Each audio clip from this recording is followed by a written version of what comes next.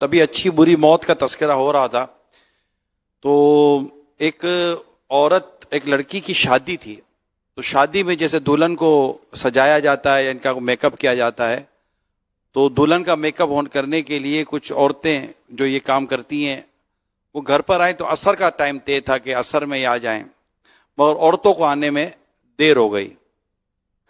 ہوا یہ کہ جب دیر ہوئی تو انہوں نے اپنا کام تو شروع کر دیا. تو تھوڑی دیر کے بعد دلہن جو بن رہی تھی اس نے پوچھا کہ یہ آپ فارغ کب ہو جائیں گی؟ تو کہا کہ 2-2.5 گھنٹے تو لگیں گے. 2-2.5 گھنٹے لگیں گے؟ ابھی تو مغرب کی اذان ہونے والی ہے. تو مغرب کی اذان تو مجھے تو نماز پڑھنی ہے. تو انہوں نے کہا کہ وہ 2-2.5 گھنٹے تو لگے ہوئے، تو مغرب کا وقت تو چلا جائے گا. تو آس پاس جو کچھ عورتیں، لڑکیاں یا جو بھی بڑی بوڑھیاں بیٹھی ہوئی تھی، انہوں نے اپنے اپنے طور پر الٹا سیدھا سمجھانا شروع کیا. تو دلہن ہے تو بعد میں تو اس طرح آنا نماز، تو جو عموماً یہ سمجھایا جاتا ہے. وہ لڑکی تھی نمازی، وہ بولی کہ میری نماز کیسے چلی جائے گی؟ میں ایسے تو نہیں. تو کہا آپ اگر نماز کے لیے کھڑی ہوگی، وضو وغیرہ کریں گی، تو یہ تو جتنا بھی ابھی ہم نے آپ کو جو میک اپ وغیرہ کیا ہوا تو سب ختم ہو جائے گا. وہ تو ختم ہو جائے گا، میری آخرت داؤ پہ لگ رہی ہے، میں تو نماز پڑھوں گی. اب اس کو سمجھا رہے تھے، اتنے میں اذان ہو گئی اور وہ لڑکی میک اپ کرتے کرتے کھڑی ہو گئی. کھڑی ہو گئی، اس سے وضو وغیرہ کیا، اور جو وضو وغیرہ کیا تو جتنا اس نے میک اپ وغیرہ ہوا تھا وہ سارا تو وہ دھل کے نکل گیا. اب وہ دھل کے نکل گیا، اس نے نماز شروع کی مغرب کی. جیسے ہی اس نے مغرب کی نماز ختم کی اور مغرب کی نماز کا سلام پھیرا، سلام پھیرتی اس کی روح نکل گئی اور وہیں اس کا دم نکل گیا. اللہ.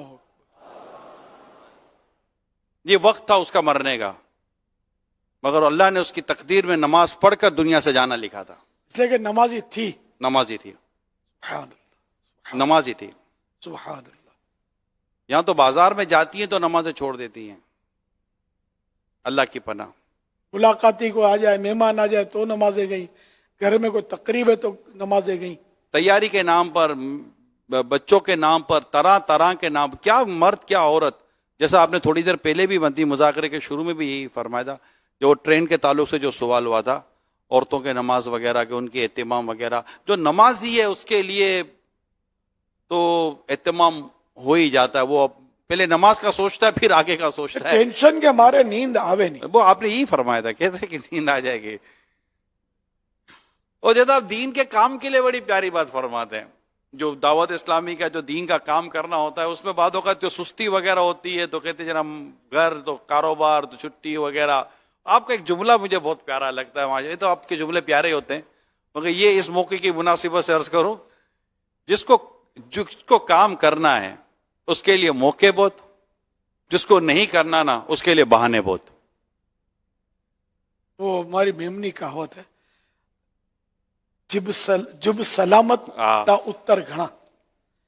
زبان سلامت ہے تو جوابات بہت. وہ کچھ نہ کچھ لیپا پوتی کر کے، لیپا تھوپی کر کے بندہ وہ جان چھڑا لیتا ہے.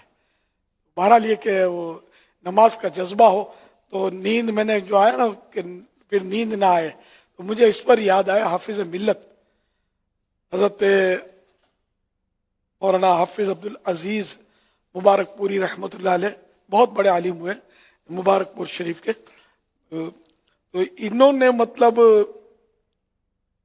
ایک ان کی سیرت میں لکھا واقعہ، کسی کو نماز کی ترغیب دیتے ہوئے آپ نے سمجھایا یا کسی بیان میں سمجھایا کہ ایک کمرہ ہو، یعنی جو لوگ فجر میں نہیں اٹھتے ان کو سمجھاتے ہوئے کہ تم بول دو نیند گہری ہے، تھکن ہوتی ہے، فلاں ہوتا ہے، تو سمجھو کہ ایک کمرہ ہو، بڑا سجاوٹ ڈیکوریٹ کمرہ، اس میں آپ نرم گدیلا ہو، آرام دہ، ہر طرح کی سہولت ہو اس میں، سمجھو ایئر کنڈیشن بھی ہے، تو ہر طرح کی سہولت والا وہ کمرہ ہو.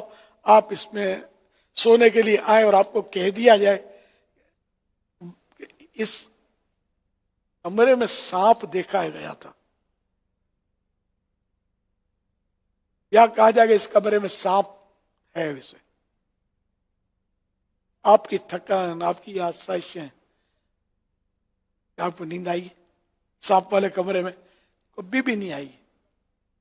تو نماز چھوڑنے پر بھی سانپ بچھو اور کیا کیا آگے اور عذاب کا مطلب یہ کہ وہ استحقاق ہے، حقداری ہے، پھر نیند کیوں آ جاتی ہے؟ بڑی سمجھانے کی بات ہے یہ۔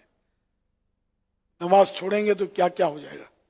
آدمی ڈرے، اللہ پاک کا خوف کرے تو انشاءاللہ نماز کی عادت پڑ جائے گی۔